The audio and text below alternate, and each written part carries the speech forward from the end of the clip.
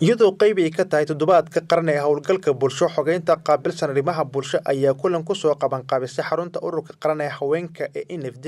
kulanka ayaa u dhaxeeyay hogaamiyaasha bulshada iyo shaqaalaha bulshada. kulanka waxaa gudoomisay xogey dowladka arrimaha bulsho Marwo Muna Cusmaan Aadan, waxaa kale uu joogay xogeyaha guud ee wasaaradda Marwo Ifraax Cali Axmed iyo agaasimaha wasaaraddaasi Amina Cabdi warsame iyo gudoomiyaha degmada Bulcaws iyo mas'uuliyiin kale oo kulankaasi ka qayb galay. kulanka ayaa waxaa qayb ka ahaa wacyigelinta bulshada degmada Bulcaws sidii ay uga qayb qaadan lahaayeen, sidii ay u fahmi lahaayeen sanduuqa bulsho ee qoyska iyo kan dadka nugul, dadka baahida gaar kale iyo arrimo kale. waxaa kulankaasi ka hadlay gudoomiyaha degmada Bulcaws waxaana uu yidhi waa maanta waxa sheekaysanaysa Koonfurta Bulcaws iyo shaqaalihii wasaaradda istaageersiga qaran ayaa sheekaysanaya. kulli waxay noo furi doontaa hadalka wasiiraddeena qaaliga Muna ayaa noo furi doontaa.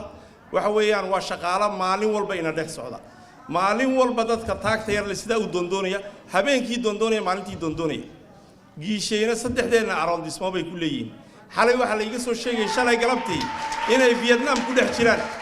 Vietnam war solidarity baa loo soo diroona dhex socota baa la lahaa. maad garatay shalay galabtii baa ahayd. waxaan ku soo dhaweeyaa hal soo dhaweeyo hal horgalo. marka wayna dhex socdaan, wayna la joogaan, wayna caawiyaan. mar allaaliya markay guriga naga gubtaan iyaga noogu soo horeeya. taageerada u horeysa iyaga noo keena. waxaan leeyahay hambalyo.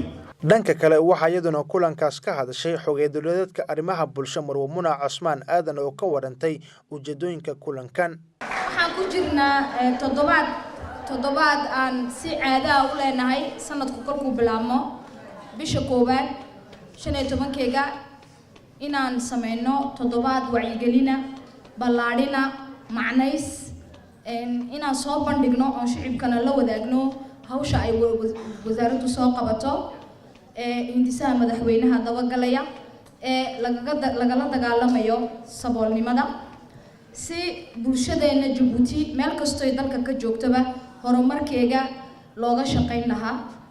wasaaradani hawsheedu waxaan u malayn intiina halka fadhida in si dhow uga shaqeysay iyo si dheer uga shaqeysaba waad leedihiin, in gacanta ka dhiibatay waad leedihiin, in fikrad ku darsatay waad leedihiin, in maalin iyo habeen dhalinta ka shaqeynaysa bulshada la shaqeynaysa in garab joogto waad leedihiin. horta taasi ayaan idinku mahadnaqayaa, inigu boogaadinayaa, inigu dhiirigelinayaa.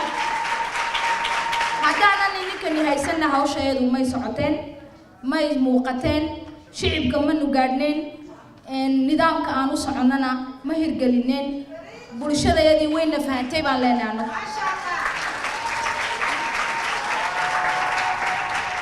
mawduucan maanta soo qaadanay wuxuu ahaa inaan wada hadal iskiin soo hor fadhiisino shicibkii oo cayn kasta leh iyo shaqaalihii wasaaradda joogay si faahfaahin ballaadhsan aan uga bixin lahayn hawsha aan hayno, nidaamyada loo shaqeynayo, qaybaha la soo marayo, xarumaha la furay ee dadka u furan, shaqada ay hayaan, culayska ay hayaan, shicibka kolka loo dhaadhaco amba guryaha iyo kaartiyada la marayana shaqada loo baahan yahay. Maxamuud Cusmaan Bulxaan, Honkevel TV, Djibouti.